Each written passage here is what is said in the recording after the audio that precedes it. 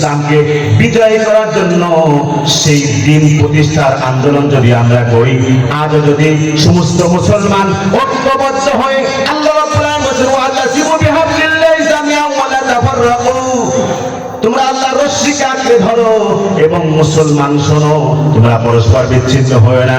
সুতরাং মুসলমান ভাইরা, আজ যদি মুসলমানরা প্রত্যেকটা মানুষ প্রত্যেকটা জায়গা থেকে একতাবদ্ধ হয়ে প্রচেষ্টা চালায়, ইসলামে আন্দোলন করে দিন কায়েমের লক্ষ্যে, আজও আল্লাহ রাব্বুল আলামিন আমাদেরকে বিজয় সফলতা দান করবে। আল্লাহ রাব্বুল আলামিন আমাদেরকে ইসলামের উপর নিবেদিত প্রাণ হিসেবে আল্লাহ তাআলা কবুল করেন। تحبون الله فاتبعوني يحببكم الله ويغفر لكم ذنوبكم والله غفور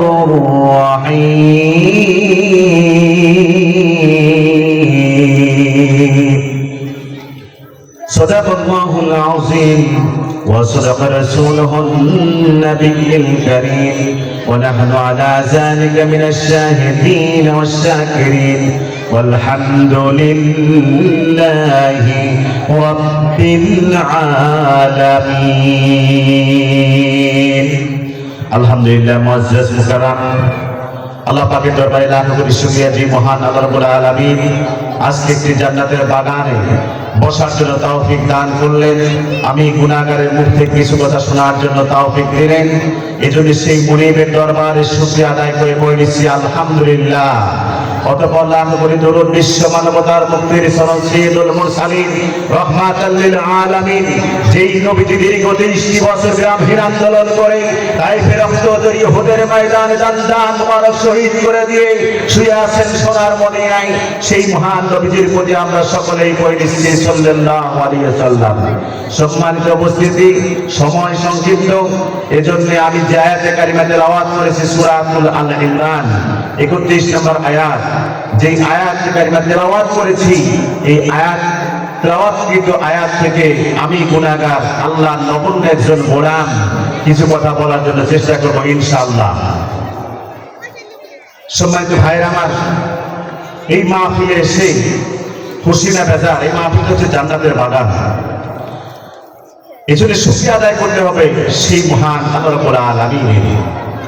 শুকরিয়া আদায় করলে যিনি আল্লাহ সেই নিয়ামতকে বাড়িয়ে দেবেন, এজন্য সব সময় শুকরিয়া আদায় করা দরকার।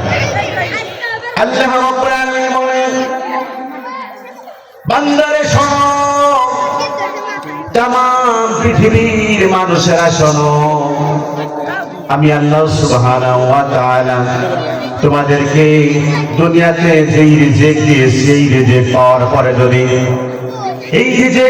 পরে যদি তোমরা আমার শুকরিয়া আদায় করো, তাহলে আমি আল্লাহ সুবহানাহু ওয়া তাআলা তোমাদের রিজিককে বৃদ্ধি করে দেব। জোরে বলেন না সুবহানাল্লাহ। আল্লাহ রাব্বুল আলামিন বলেন, লাইন শাকারতুম লাআযীদান্নাকুম ওয়া লাইন কাফারতুম ইন্না আযাবি লাশাদীদ। আল্লাহ রাব্বুল আলামিন বলেন, বান্দারে শোনো, এই যে নিয়ামত দিয়েছে, এই নিয়ামত পাওয়ার পরে যদি তোমরা আমার শুকরিয়া আদায় করো, তাহলে আমি আল্লাহ সুবহানাহু ওয়া তাআলা তোমাদের নিয়ামতকে বৃদ্ধি করে দেব। সম্মানিত ভাইরা আমার, যে আয়াতে কারিমা তেলাওয়াত করেছে আল্লাহ রাব্বুল আলামিন বলেছেন, কুল ইন কুনতুম তুহিব্বুনাল্লাহ, যদি তোমরা আল্লাহকে যদি ভালোবাসতে চাও, ফাত্তাবিউনি, তাহলে তোমরা আমার অনুসরণ করো। ধরে বলেন না সুবহানাল্লাহ।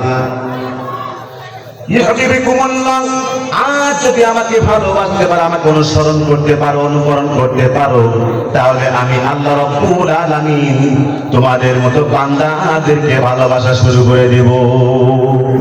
সম্মানিত ভাইরা আমার, ভালোবাসতে হবে কেমন ভালোবাসা? সাহাবায়ে কেরাম রিদওয়ানুল্লাহি তাআলা আলাইহিম আজমাইন তারা জীবন দেওয়ার জন্য প্রস্তুত ছিল। বিশ্বনবী যা বলেছে তা পুঙ্খানুপুঙ্খানুরূপে অক্ষরে অক্ষরে সেটা পালন করেছে। কেমন পালন করেছে? মুতার যুদ্ধের কথা বলি মুসলমান ভাইরা আমার, যেই মুতার যুদ্ধে কাফের বেঈমানদের বিপক্ষে যুদ্ধ করতে হবে। তার কথা কেমন, নবীজির কথা কেমন করে তারা পালন করেছে।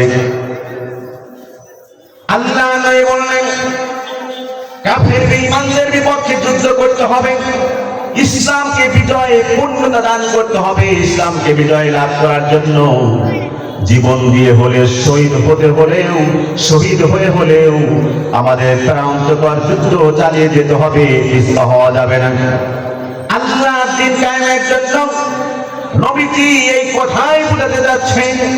সামনে এরকম করে 3000 সাহাবীদেরকে নিয়ে বললেন, আল্লাহ নবী বললেন, ও সাহাবীরা শোনো, আজকে মুতার যুদ্ধের জন্য তিনজন সেনাপতি নিযুক্ত করব। কয়জন? 3 জন সেনাপতি নিযুক্ত করব। সম্মানিত ভাইরা আমার, একটা যুদ্ধের জন্য, একটা যুদ্ধের জনমনের জন্য একজন সেনাপতি যথেষ্ট, কিন্তু আমার আল্লাহ রাব্বুল আলামিনের হাবিব বিশ্ব নবী জনাব মুহাম্মদ রাসূলুল্লাহ সাল্লাল্লাহু আলাইহি ওয়াসাল্লাম 3 জন সেনাপতির কথা বললেন। 3 জন সেনাপতির কথা বললেন। সাহাবীরা সঙ্গে বসা, সকলের মধ্যে একজন সাহাবী বয়োবৃদ্ধ, জ্ঞানবৃদ্ধ হযরত আবু বকর সিদ্দিক রাদিয়াল্লাহু তাআলা আনহু, তার চোখ দিয়ে দরদর করে পানি পড়তেছে এবং বলতেছে, ইয়া রাসূল, এ কেমন কথা হলো? একটা যুদ্ধের ময়দানে একজন সেনাপতি যথেষ্ট। শুধু তাই নয়, 3 জন আল্লাহ নবী 3 জন সেনাপতির জন্য নিযুক্ত করবেন, একথা বললেন। শুধু তাই নয় মুসলমান ভাইরা আমার, এই 3 জন সেনাপতি যদি যুদ্ধে শহীদ হয়ে যায়, তারপরে তোমাদের মধ্যে থেকে আরেকজন সেনাপতি দাঁড় করায় দিবা। সম্মানিত ভাইরা আমার, 1 নাম্বার সেনাপতি, তাদের সেনাপতি নিযুক্ত করলেন। 1 নাম্বার সেনাপতি হলো যায়েদ। পালক পুত্র যায়েদ, কোথায় তুমি? পালক পুত্র যায়েদ দাঁড়িয়ে গেল। 2 নাম্বার সেনাপতি, 2 নাম্বার সেনাপতি নিযুক্ত করলেন। 2 নাম্বার সেনাপতি নিযুক্ত করলেন। সম্মানিত ভাইরা আমার, এরকম ভাবে যখন নিযুক্ত করলেন 3 জন সেনাপতি, 1 নাম্বার সেনাপতি যখন ঘোষণা দিলেন, 1 নাম্বার সেনাপতি যখন ঘোষণা করে দিলেন, 3 জন সেনাপতি, 3 জন সেনাপতির মধ্যে একজন সেনাপতি যখন ঘোষণা করলেন, 2 নাম্বার হচ্ছে যায়েদ জাফর ইবনে আবু তালেব। 1 নাম্বার যায়েদ, 2 নাম্বার জাফর ইবনে আবু তালেব। জাফর ইবনে আবু তালেবকে 2 নাম্বার সেনাপতির জন্য ঘোষণা করে দেওয়া হলো। আল্লাহ নবী বললেন, জাফর ইবনে আবু তালেব কোথায়? জাফর ইবনে আবু তালেব দাঁড়িয়ে গেল। 3 নাম্বার সেনাপতির দায়িত্ব করলেন, নিযুক্ত করলেন আব্দুল্লাহ ইবনে রাওয়াহা। আব্দুল্লাহ ইবনে রাওয়াহা কোথায় তুমি? আল্লাহ নবী যখন এই কথা বললেন, 3 জন আব্দুল্লাহ ইবনে রাওয়াহা দাঁড়ায় গেল। 3 জন সেনাপতি নিযুক্ত করা হলো। আল্লাহ নবী বললেন, এই 3 জন যদি শহীদ হয়ে যায়, এই যুদ্ধের ময়দানে যদি শহীদ হয়ে যায়, তাহলে তোমাদের মধ্যে একজনকে এই সেনাপতি নিযুক্ত করে দাঁড় করায় দিবা। সম্মানিত ভাইয়েরা আমার, হযরত যায়েদকে বলা হলো, ও যায়েদ শোনো, বাড়িতে গিয়ে তুমি তোমার পরিবার থেকে সম্মতি নিয়ে আসো। বিশ্ব নবী যখন একথা বললেন, বিশ্ব নবী বলার সঙ্গে সঙ্গে যায়েদ বললেন, ইয়া রাসূলুল্লাহ, ইয়া হাবিবাল্লাহ, আপনি আমাকে সেনাপতি নিযুক্ত করেছেন, আপনি আমার পিতা, আপনি আমার পিতা। আর ঘরের ভিতরে আমার মা আয়েশা ঘরের ভিতর থেকে শুনেছে। সুতরাং আপনি আমাকে সেনাপতি নিযুক্ত করেছেন, আমার তার ভিতরে যাওয়ার কোনো প্রয়োজন নাই, দরকার নাই। সুতরাং আমি আর ভিতরে যাওয়ার জন্য, প্রমোশন ভিতরে যাওয়ার জন্য চাচ্ছি না।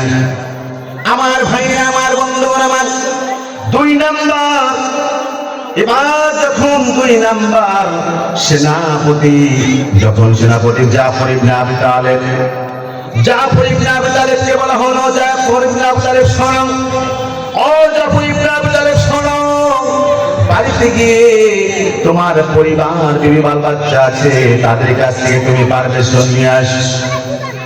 জাফর ইবনে আবু তালেব দৌড় দিয়ে চলে গেল, বাড়ির ভিতরে চলে গেল, বিবিকে ডাকতে দিলে বিবির শোনো, ও বিবি শোনো, আমাকে আল্লাহ নবী বিশ্ব নবী জনাব মুহাম্মদ রাসূলুল্লাহ সাল্লাল্লাহু আলাইহি ওয়াসাল্লাম আজকে মুতার যুদ্ধের জন্য আমাকে দ্বিতীয় নাম্বার সেনাপতি হিসেবে নিযুক্ত করেছে। ও বিবি শোনো, আমাকে সেই যুদ্ধের ময়দানে যেতে হবে।